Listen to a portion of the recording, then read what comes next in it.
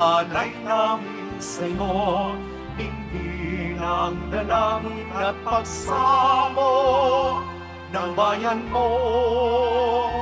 Viva po, Jesus Nazareno.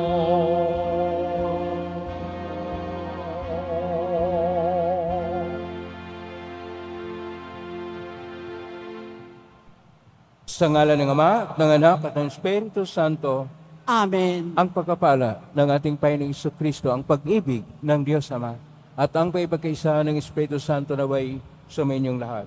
At sumayo rin. Mga kapatid, gunitain natin ngayon si San Aloysius Gonzaga. Sama natin sa misa natin ngayon ang mga intensyon para sa araw ngayon. Ang inyong mga intensyon kay nalo sa loob at sa labas ng Basilica Minor at Pambansang Labanan ni Jesus Nazareno. Ang mga intensyon ng mga nakisa sa atin sa mitan ng live streaming through Facebook Live, YouTube, X at iba pang social media dito sa ating bansa at iba't ibang dako ng mundo. Idagdagin natin ang ating intensyon para sa kapayapaan sa buong mundo at ang mapayapang pagresolba sa problema sa West Philippine Sea. Mga kapatid, tinipon tayo bilang kaanib ng angkan ng Diyos, kay dumulog tayo sa maing Panginoong nagpapatawad ng lubos. Sinugong tagapagpagaling sa mga nagsisisi, Panginoon, kaawaan mo kami. Panginoon, kaawaan mo kami. Dumating na tagapaganyayang mga makasalanan ay magsisi, Kristo, kaawaan mo kami. Kristo, kaawaan mo kami. Nakaluklok ka sa kanan ng Diyos Ama para ipamagitan kami. Panginoon, kaawaan mo kami.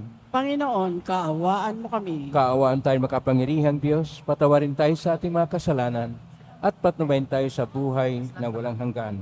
Amen. Manalangin tayo. Ama naming makapangyarihan, Ikaw ang may gawa sa mga kaloob mong ibinibigay sa katauhan ni San Luis Gonzaga, ay pinagtambal mo ang pambihirang kalinisan ng pamumuhay at ang pagkakasakit sa kapagpapatawad ng mga kasalanan. Pakundangan sa kanyang kagitingan at pagdalangin, matularan nawa namin siya sa pagpakasakit, kundi man sa pambihirang buhay na sakdalinis. Sa pangitan ni Jesucristo kasama ng Espiritu Santo, magpa sa walang hanggan. Amen. Magsiupo muna po ang lahat. Pagbasa mula sa ikalawang aklat ng mga hari. Noong mga araw na iyon, nang malaman ni Atalia na patay na ang anak niyang si Ocozias, sinikap niyang patayin ang lahat ng kamag-anak ng hari. Ngunit si Joas na anak ni Ocozias ay naitakas ng tiya niyang si Josaba na anak ni Haring Joram at kapatid ni Ocozias. Itinago niya ito pati ang tagapag-alaga sa isang silid, kaya hindi napatay ni Atalia. Pagkatapos, dinala niya ito sa bahay ng Panginoon at doon itinagong 6 na taon habang si Atalia ang naghahari sa lupain. Nang ika-7 taon ng pamamahala ni Atalia, ipinatawag ni Joyada ang mga pinuno ng mga Kriteo at ng mga bantay sa templo at isinama sa loob ng templo. Pinagtibay nila roon ang isang kasunduan sa pangalan ng Panginoon. Pagkatapos, iniharap sila sa anak ng hari. Sinunod ng mga pinuno ang lahat ng iniutos sa kanila ng saserdoteng si Joyada. Isinama nila kay Joyada ang kani-kanilang tauhan, pati yaong hindi nakatalagang manungkulan kung araw ng pamamahinga. At ibinigay ni Jehoiada sa mga kapitan ang mga kagamitan ni Haring David, ang mga sandata at pananggalang na nasa bahay ng Panginoon. At bawat kawal ay tumalaga sa kanya-kanyang lugar, nakahanda sa anumang mangyayari. Ang iba'y sa gawing timog, ang iba'y sa hilaga, sa paligid ng altar at ng tirahan ng hari. Inilabas ni Jehoiada ang prinsipe. Kinoronahan niya ito, iniabot ang aklat ng kautusan, binusa ng langis, at itinalagang hari. Pagkatapos, nagpalakpakan sila at nagsigawan, "Mabuhay ang hari!" Nang marinig ni Atalia ang pagkakaingay ng mga bantay at ng mga tao, pinuntahan niya ang mga ito sa bahay ng Panginoon. Pagdating doon, nakita niyang nakatindig ang hari sa isang mataas na lugar tulad ng kinaugalian. Ang mga kapitan at ang mga taga-ihip ng trompeta ay nakatayo sa tabi nito. Ang buong bayan naman ay di magkamayaw sa galak at walang malamang gawin sa pag-ihip ng kanilang trompeta. Nang makita ito ni Atalia, sinira niya ang kanyang kasuotan at malakas na sinabi, "Ito'y isang malaking kataksilan." Iniutos ni Jehoiada sa mga kapitan, "Ilabas ang babaeng iyan at patayin pati ang sinumang susunod sa kanya. Ngunit huwag silang papatayin sa bahay ng Panginoon." Siya'y sinugnaban nila, inilabas sa daanan ng mga kabayo ng hari, papasok sa palasyo at doon pinatay. Pagkaraan noon, sinariwa ni Jehoiada ang tipan ng Diyos at ng mga tao. Muli niyang pinanumpa ang hari at ang mga tao na sila'y papailalim sa tipan. Ang mga tao'y nagtuloy sa templo ni Baal. Giniba nila ito at winasak pati rebulto ni Baal. Pinatay nila sa harap ng altar si Matan, na saserdote ni Baal. At si Jehoiada ay nagtalaga ng mga bantay sa bahay ng Panginoon. Nagdiwang ang bayan at naging mapayapa sila mula nang patayin si Atalia sa tirahan ng hari. Ang salita ng Diyos. Salamat sa Diyos.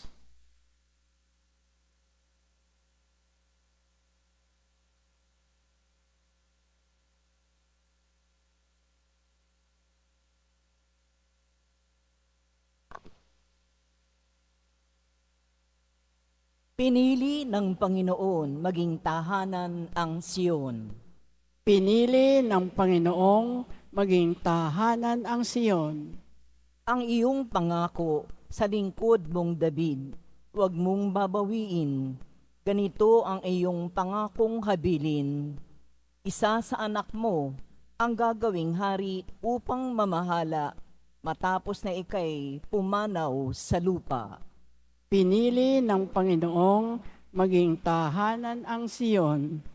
Kung maging tapat ang mga anak mo sa bigay kong tipan, at ang mga utos ko ay igagalang, ang mga anak mo'y pawang maghaharing walang katapusan.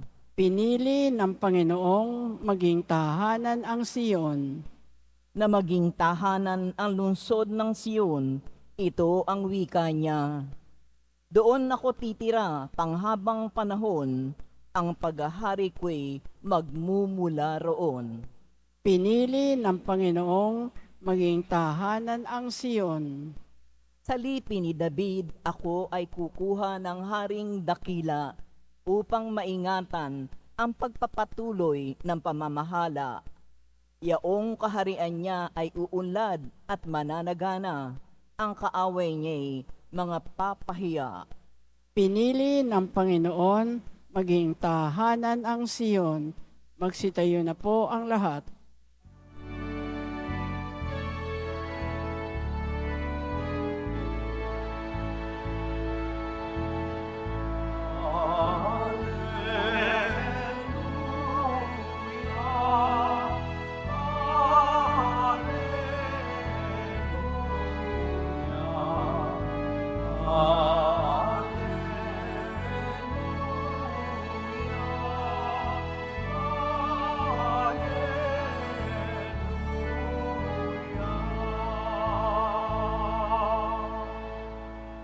Mapalad ang mga dukha na tanging Diyos na lumikha, ang pag-asa at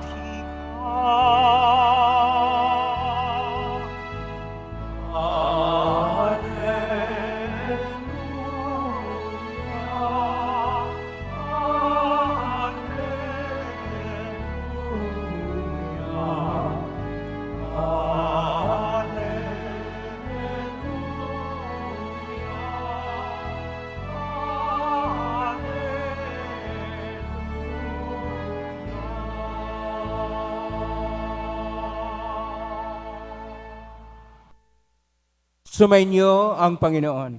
At sumayo rin, Ang mabuting balita ng Panginoon ayon kay San Mateo.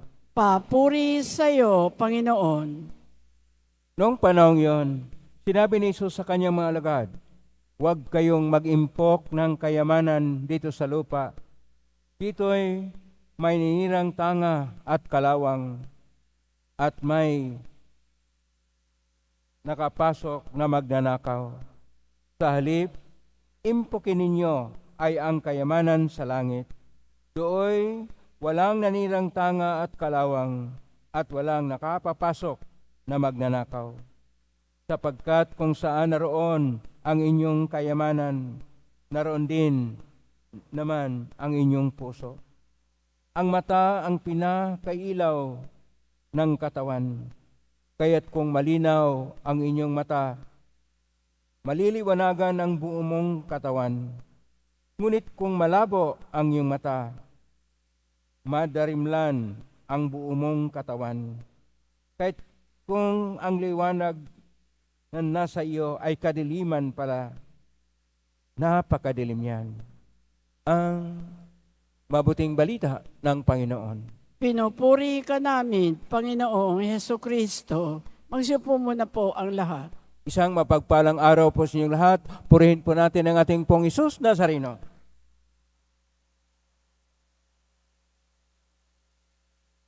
Ngayon ating ginugunita si San Aloysius Gonzaga, isang Jesuita, at dahil sa kanya na natututo tayo na isentro ang ating sarili sa ating Panginoon Diyos, na siya lang ang ating kayamanan. Ang tema natin, kayamanan. Sa salitang Hebreo, ang kayamanan ay utsar.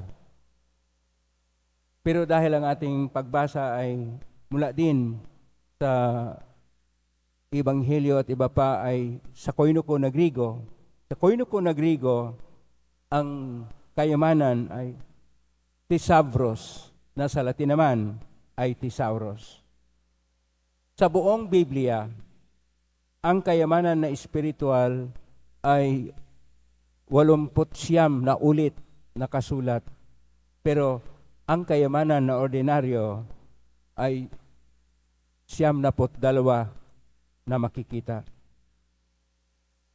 Atin pong tingnan na mayroon pong mahalaga na kayamanan.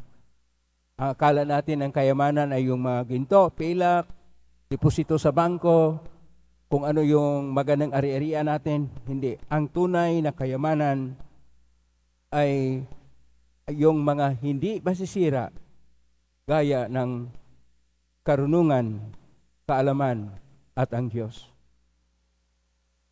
Dahil sa pagnanais ni Atalia na ipagpatuloy niya ang pagiging makapangyarihan at kayamanan, kanya pong pinapatay ang lahat ng pamilya na maaring maging pinuno o maging hari. Pero itinago ang isa sa mga magiging hari sa pamagitan ni Yehoiada na siya yung hari noon sa templo, si Joas, na naideklara naman pagkatapos ng nakatakda na panahon na hari at si Atalia ay namatay. Kaya ito yung mga paraan ng Panginoon. Ayon pa sa ating Salmo 131 na siya na gustong magnahan sa Sion ay siya ring maghirang kung sino yung maging kasunod sa lipi ni Haring David at walang iba kundi ang ating Panginoong Hesus. At ang ating Panginoong Hesus ay nagtuturo sa atin na sinasabi niya sa Ebanghelyo natin ni San Mateo, Kapitulo 6, versikulo 20, sinasabi niya, huwag kayong mag-impok ng kayamanan dito sa lupa. Dito ay may nirang tanga at kalawang at nakapasok na magnanakaw. Sa halip, impokin ninyo ay ang kayamanan sa langit. Yung pong gustong magkaroon ng kayamanan sa langit na atin pong Panginoong Diyos, kayamanan na tayo ligtas, kayamanan na kagalakan na walang katapusan sa langit. Pumalakpak po na malakas sapagkat ang Diyos ay siyang ating tunay na kayamanan. Hindi po ang kayamanan sa mundo. Hindi po ang pilak, hindi po ang ginto kung anong mga aririan dito sa mundo. Diyos ang tunay na kayamanan. Kaya paano po tayo mag-impok ng kayamanan sa langit? Mayroon pong 7 paraan. Una, magkaroon tayo ng pagbabago sa ating puso. Nang ating puso ay magnanais lang na mga bagay-bagay na makalangit. Pangalawa, tumulong tayo sa mga mahihirap at mga nangangailangan. Sapagkat kung tinutulungan natin sila, nakapag-impok tayo ng kayamanan sa langit. Pangatlo, tayo po ay gagawa ng mga paraan na ipahayag natin ang ating pagpupurit, pagpupugay sa Diyos sa pamagitan ng paghahanap muna sa Kanya at ang Kanyang paghahari. Gaya ng nakasaad sa Ebanghelyo ni San Mateo, Kapitulo 6, verso 33. Hanapin muna ang paghahari ng Diyos at maangkin natin ang lahat. Pang-apat, mamuhay tayo ng payak na pamumuhay. Simple na pamumuhay. Atin pong ibukas ang ating sarili sa tinatawag na probidensya na banal ng Diyos sapagkat ang lahat ng pangako ng Diyos ay Kanya pong tuparin. Kaya magtiwala sa Kanya sapagkat siya lang ang tunay na makapagbigay sa atin ng pinakailangan sa ating buhay. Hindi ang mga kayamanan sa mundo. Panglima, maglingkod tayo ng tapat sa ating kapwa-tao. Maglingkod tayo na may pag-ibig at may puso. Pang-anim, na ibahagi natin ang ating sarili sa dekalidad na panahon, sa talento na makapagbigay ng kagalakan sa kapwa at sa kayamanan o mga biyayang natanggap natin sa Diyos.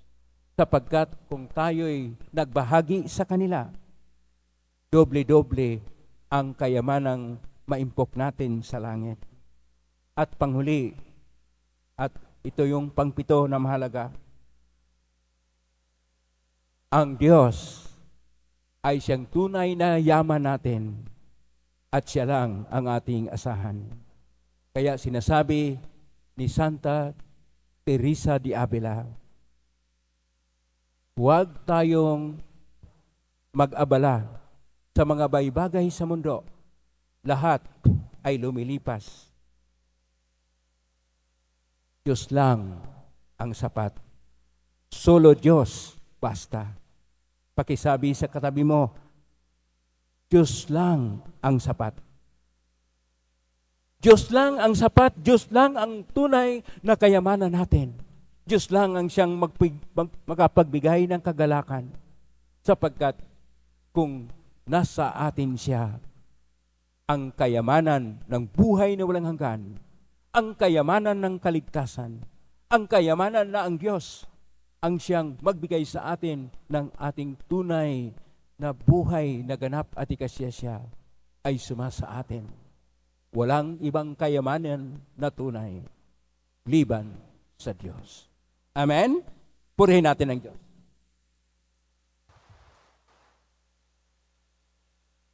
Magsitayo po ang lahat.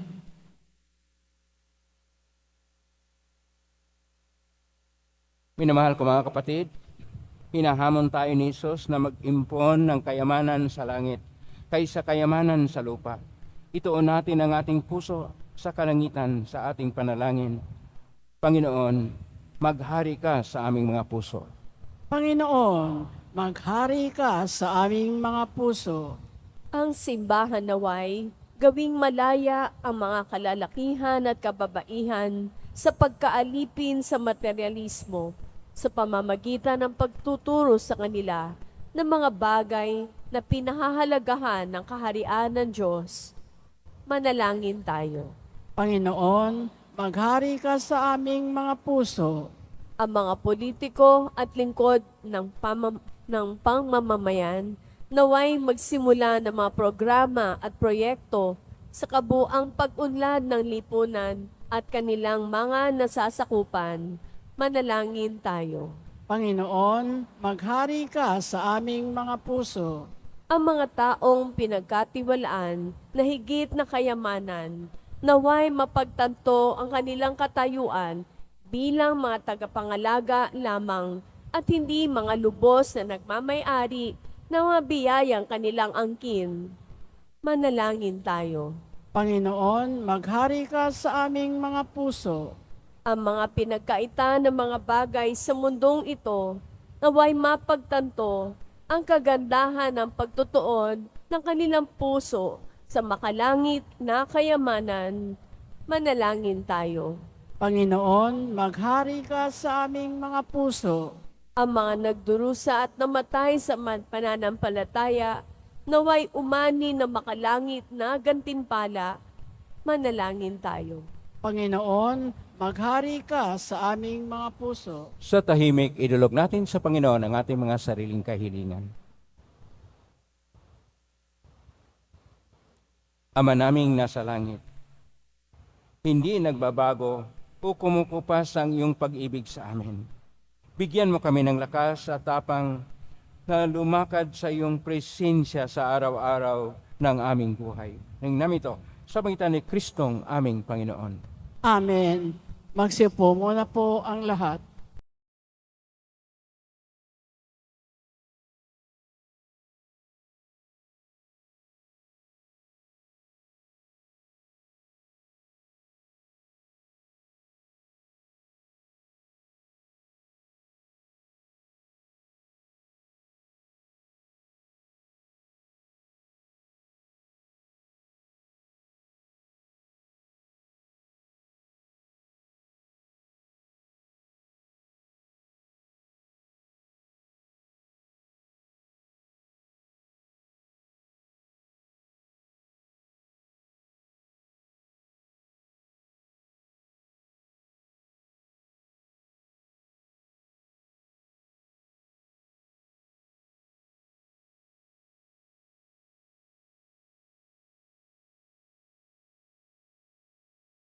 Yan na po ang lahat. Manalangin kayo mga kapatid upang paghahain natin ay kalugdan ng Diyos Amang makapangyarihan. Tanggapin nawa ng Panginoon itong paghahain sa iyong mga kamay sa kapurihan niya at karangalan sa ating kapaginabangan at sa buong sambayanan niyang banal. Ama naming lumikha, gawin mong kami makadulog katulad ni San Luis Gonzaga, na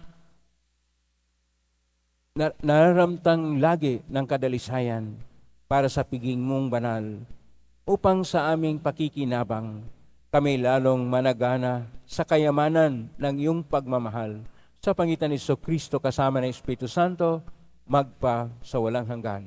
Amen. Sumainyo ang Panginoon. At sumayo rin. Taas sa Diyos sa inyong puso at diwa. Itinaas na namin sa Panginoon. Pasalamatan natin ang Panginoong ating Diyos. Marapat na siya ay pasalamatan. Ama namin kaparento na marapat ni kay aming pasalamatan.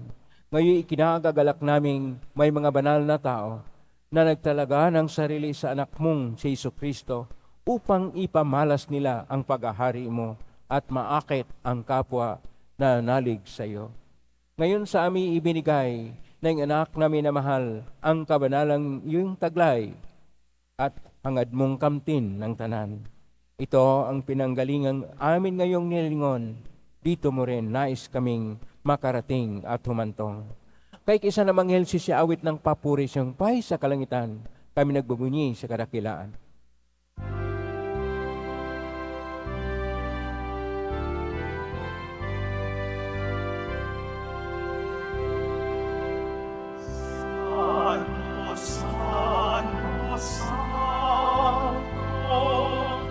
Panginoong Diyos ng mga napupuno ang langit at lupa ng kadakilaan mo. Asana sa kalikasan,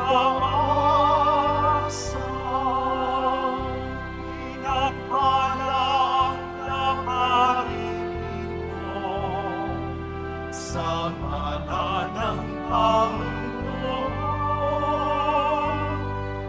Asana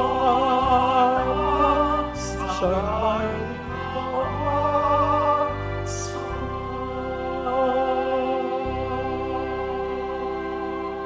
Magsilhod ang lahat. Ama naming banal, ikaw ang bukal ng tanang kabanalan. Kaismitan ng Espiritu ng banal, makalob na ito upang para sa aming maging katawan at dugo ng aming Panginoong Kristo.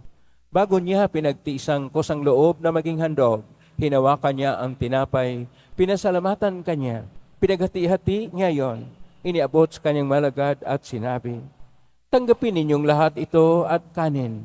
Ito ang aking katawan na ihandog para sa inyo.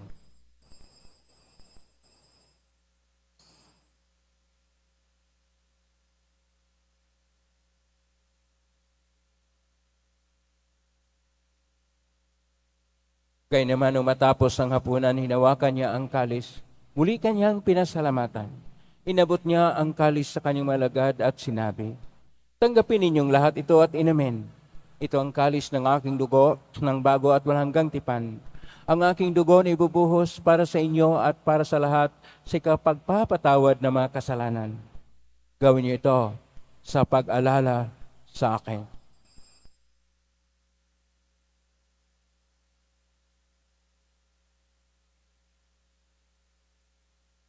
Magsitayo na po ang lahat.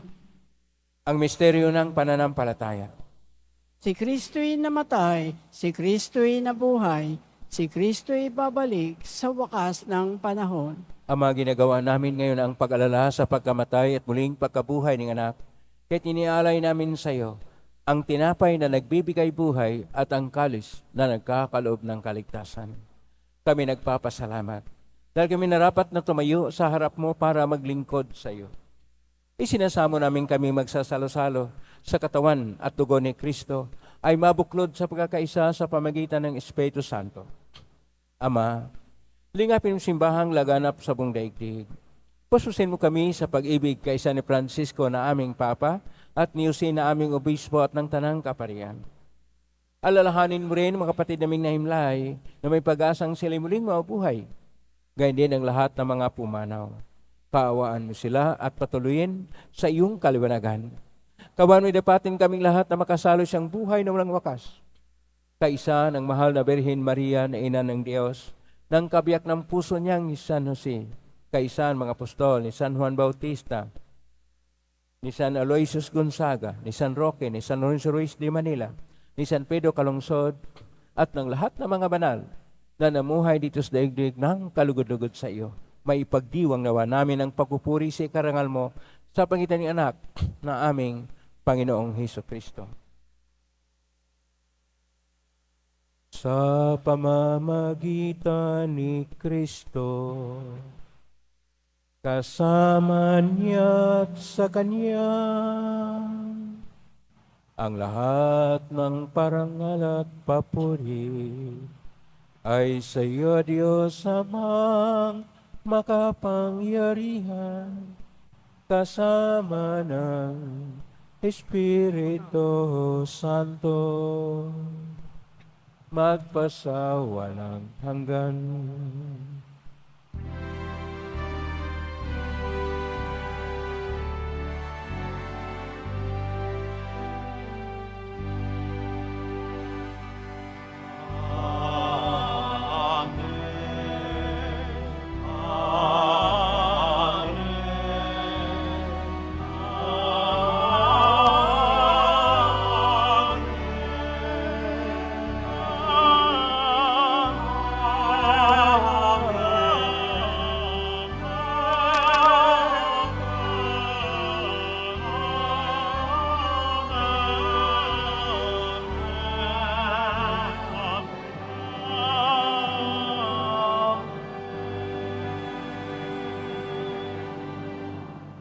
Sa tagubili na managaling na utos sa turo ni Jesus na Panginoon natin at Diyos, ipahayag natin ng lakas loob.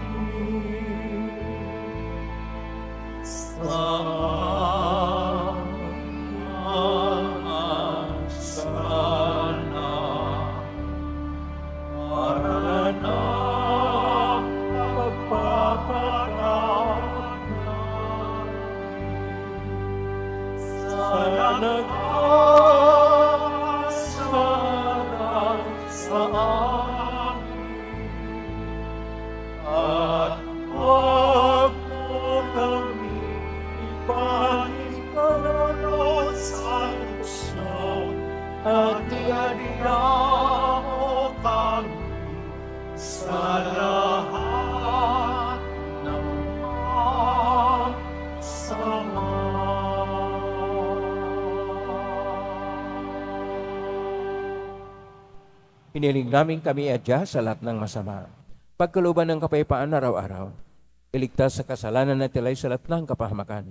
Samantalang aming pinanabikan ang dakilang araw ng pagpapahayag ng tagapagligtas naming si Hesus Kristo. Sapagkat iyo ang kaharian at ang kapangyarihan at ang kapurihan magpakailanman. Amen. Panginoong Hesus Kristo, sinabi mo sa mga apostol, kapayapaan ang iniiwan ko sa inyo. Ang aking kapayapaan ang binibigay ko sa inyo. Tunghayan mo ang aming panampalataya at huwag ang aming pagkakasala. Pagkalooban mo kami ng kapayapaan at pagkakaisa ayon siyang kalooban, kasama ng Espiritu Santo, magpa sa walang hanggan. Amen. Ang kapayapaan ng Panginoon ay laging sumainyo. At sumayo rin. Magbigayin kayo ng kapayapaan sa isa't isa. Kapayapaan sa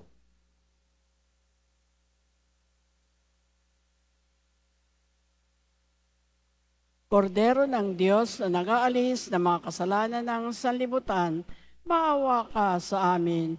Kordero ng Diyos na nag-aalis ng mga kasalanan ng sanlibutan, maawa ka sa amin.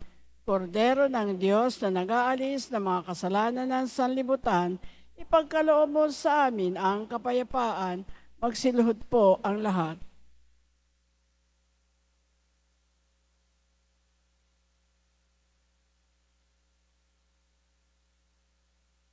Ito ang kordero ng Diyos. Ito ang nag-aalis na makasalanan ng sanlibutan. Mapalad ang mga inaanyayahan sa piging ng kordero. Panginoon, hindi ako karapat-dapat na magpatuloy sa iyo, ngunit sa isang salita mo lamang ay gagaling na ako.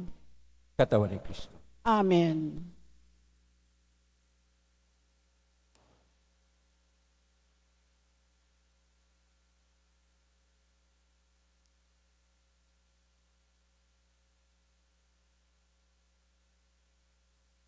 Para sa lahat ng tatanggap ng banal na komunyon, sasagot po tayo ng amen pagkasabi ng pari o ng lay minister na katawan ni Kristo at isubo agad sa bibig bago umalis sa harapan ng pari o lay minister.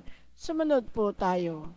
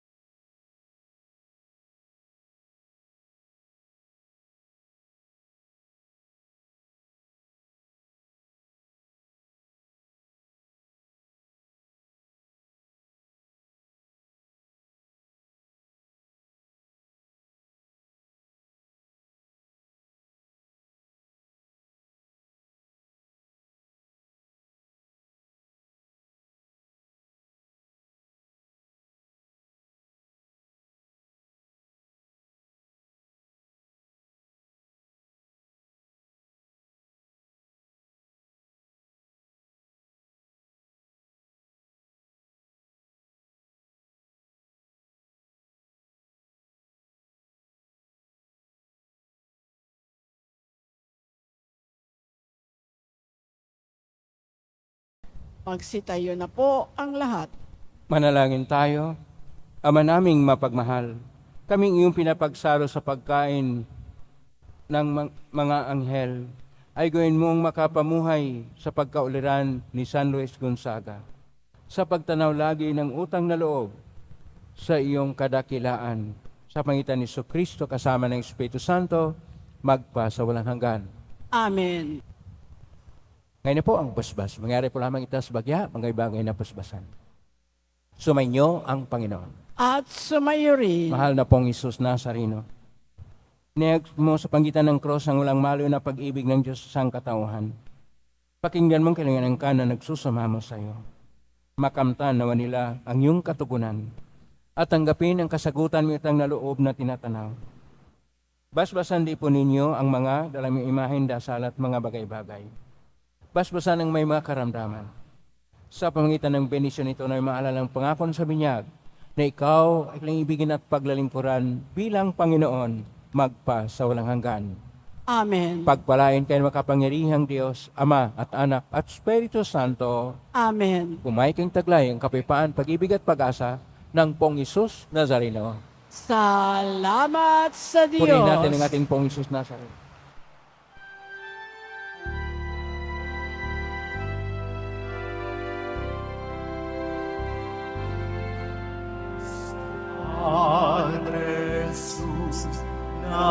Nazareno, sinasamba ka namin. Inilinto ka namin. Aral mo ang aming buhay at kaligtasan sa Padre Jesus Nazareno. Iligtas mo kami sa kasalanan. Ang krus mong kinamatayan ay sagisag ng aming kaligtasan. Nuestro Padre Jesus Nazareno, dinarangal namin. Nuestro Padre Jesus Nazareno, niluwalhati ka namin. Nuestro Padre Jesus Nazareno, dinarangal ka namin. Nuestro Padre Jesus Nazareno, niluwalhati ka namin.